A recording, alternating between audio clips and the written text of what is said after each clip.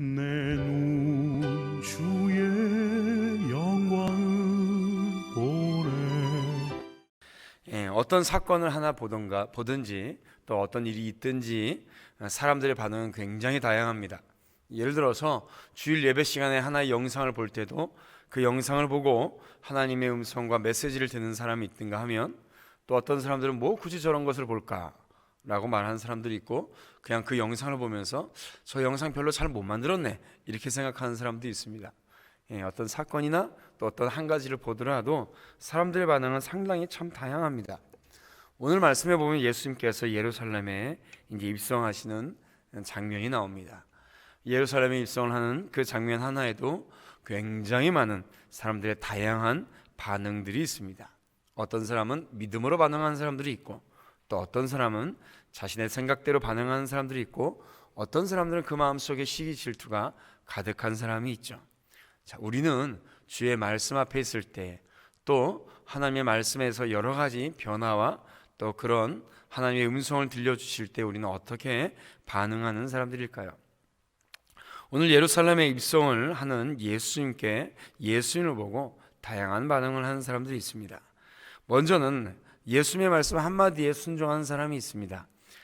주님께서 나귀 새끼를 타고 예루살렘에 입성하시는 모습은 스가랴 9장 9절 말씀의 성취입니다. 스가랴 9장 9절 말씀에 시온에 따라 크게 기뻐할지어다, 예루살렘에 따라 즐거이 부를지어다.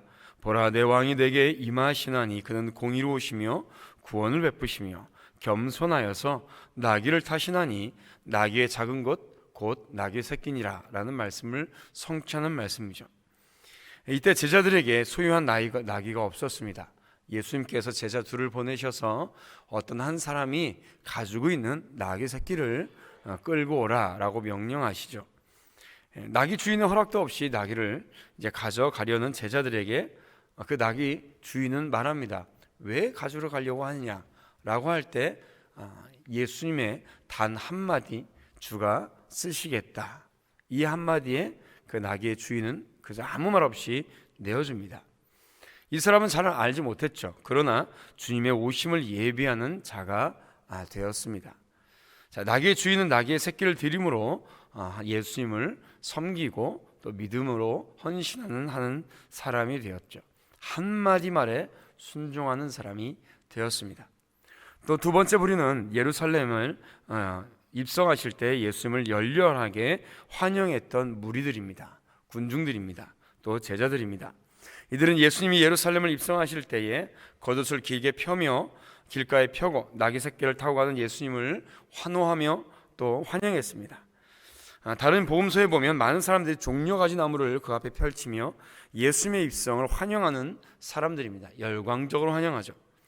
예수님의 제자들은 하나님을 찬양하며 주의 이름으로 오시는 이여, 하늘에는 평화여, 가장 높은 곳은 영광이로다 라고 외쳤고, 그 외침에 군중들도 따라 외치며 예수님을 환영했습니다. 그러나 이들은 예수님이 예루살렘에 오셔서 십자가에 못 박혀 죽기 위해서 오신다라는 것에 대해서는 몰랐던 사람들입니다. 그들의 외침은 어느 순간 바뀌죠.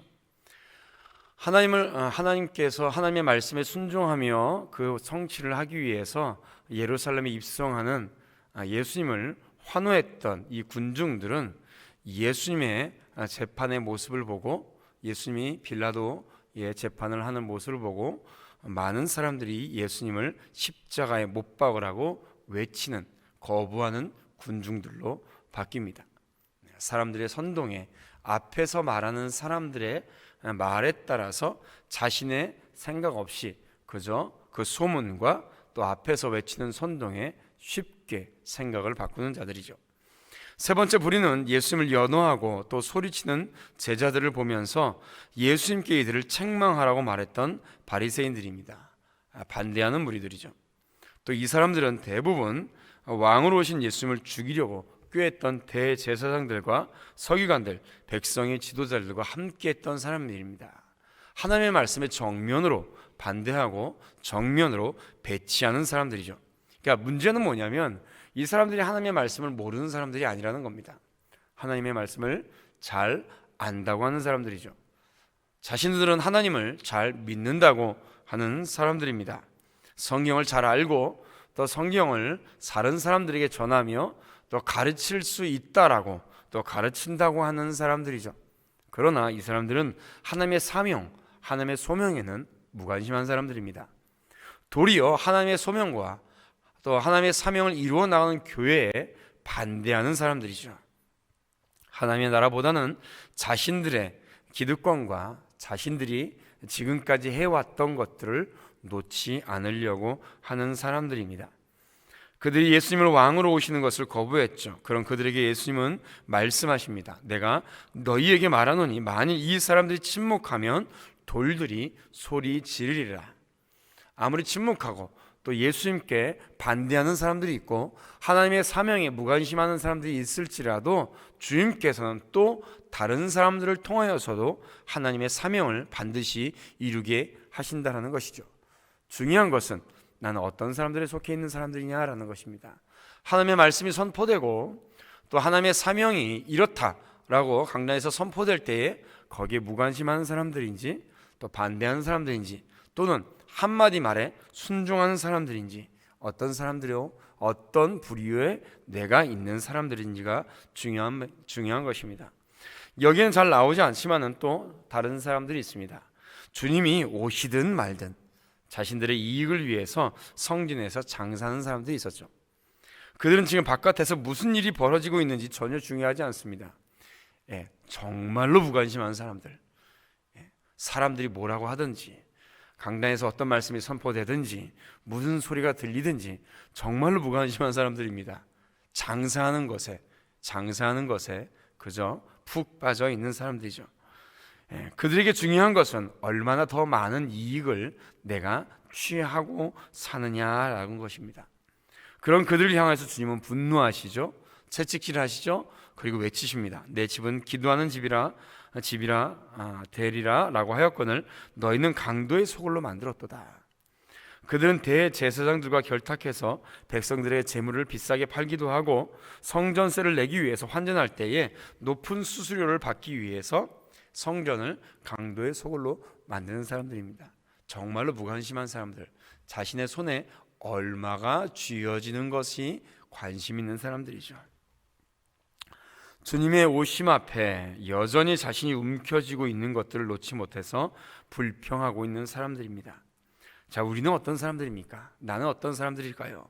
바리새이들처럼, 성전에서 장사하는 사람들처럼, 예수님을 죽이려고 하는 사람들처럼 우리의 눈을 가리고 살아가는 사람들인가? 아니면 낙이 새끼를 들인 주인처럼, 또는 잠깐 사실은 배반했지만 그럼에도 불구하고 다시 돌아와서 예수님의 사명에 감당하기 위해서 자신의 목숨조차도 아깝지 않게 내어주는 사람들인지.